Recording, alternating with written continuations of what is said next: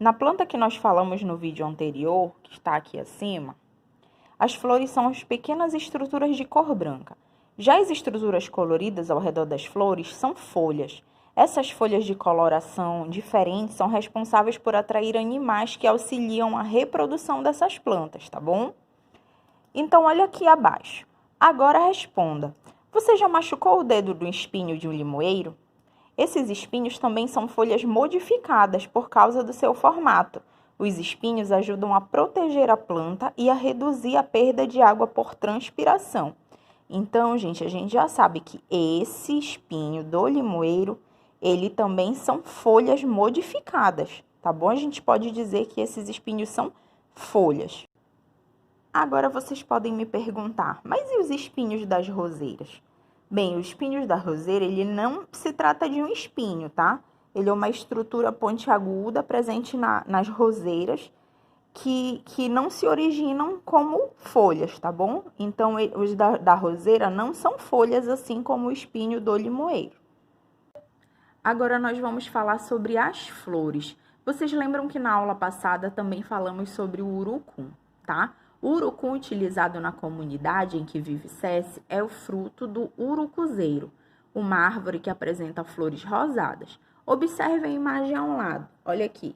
Essa aqui é a flor do urucuzeiro, tá? As flores estão presentes apenas em algumas plantas e são a principal parte envolvida na produção.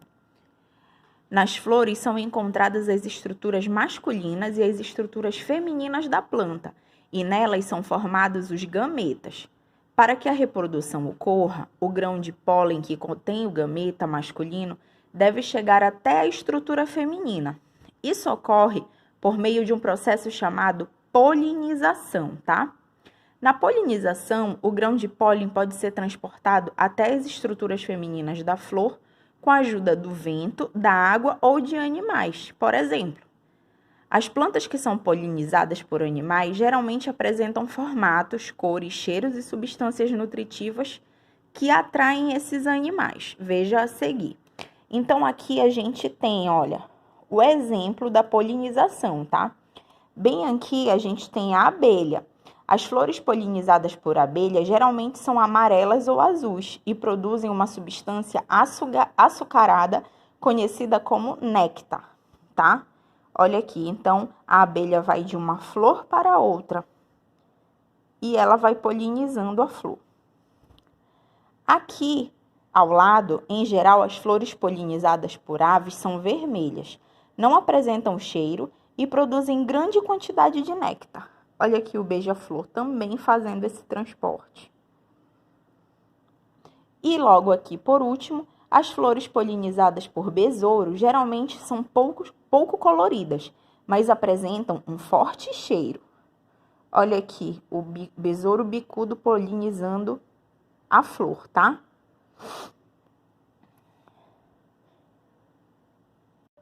Observe a imagem ao lado.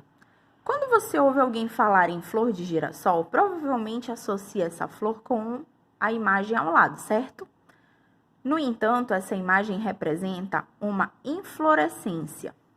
Em algumas plantas, as flores são agrupadas, formando um conjunto que aparenta ser apenas uma flor. Esse conjunto de flores é chamado inflorescência. O girassol e a hortênsia possuem esse tipo de flor. Veja abaixo. Aqui nós temos a estrutura, tá, do girassol, onde a gente tem o exemplo aqui da inflorescência de girassol e das flores de girassol. Estão vendo?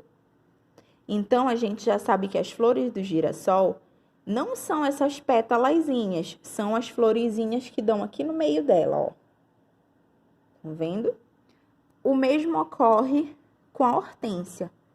A inflorescência de hortênsia, olha aqui. Estão vendo? E essa aqui é a flor de hortênsia, tá? Flores com cheiro desagradável. Que delícia o cheiro das flores! Nem sempre é essa a reação que temos ao sentir cheiro de uma flor. Algumas flores apresentam cheiros nada agradáveis.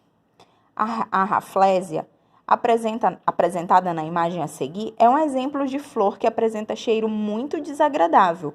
Ela é nativa da Indonésia e tem cheiro semelhante ao de carne podre. Ai, que horror! Apesar de desagradável, esse cheiro é muito importante para a Rafflesia, pois atrai moscas que ajudam na sua polinização. Olha lá. Após a nossa leitura sobre o nosso tema folhas e flores, a gente vai realizar essa atividade, tá bom? E eu fico aguardando aqui. Assistam também o primeiro vídeo que falava sobre as partes das plantas, que vai ajudar bastante, tá bom? Então, bom estudo. Qualquer dúvida, só chamar. Beijo!